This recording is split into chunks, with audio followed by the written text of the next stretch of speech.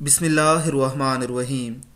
حضرت ابو ہریرہ رضی اللہ تعالی عنہ فرماتے ہیں کہ ایک روز میں رسول اللہ صلی اللہ علیہ وسلم کے ساتھ باہر نکلا، اس طرح کہ میرا ہاتھ آپ علیہ الصلاۃ والسلام کے ہاتھ میں تھا۔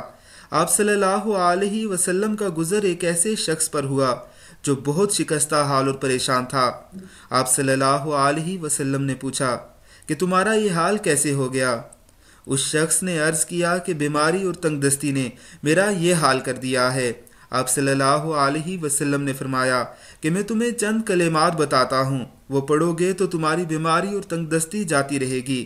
وہ کلمات یہ ہیں: توکلت علی الحی الذی لا یموت، الحمد للہ الذی لم یتخذ ولدا ولم یکن لہ شریک فی الملک وَلَمْ يَكُنْ لَهُ وَلِيٌّ مِّنَ الذُّلِّ وَكَبِّرْهُ تَكْبِيرًا۔ اس کے کچھ عرصے کے بعد آپ صلی اللہ علیہ وسلم اس طرف تشریف لے گئے تو اس کو اچھے حال میں پایا۔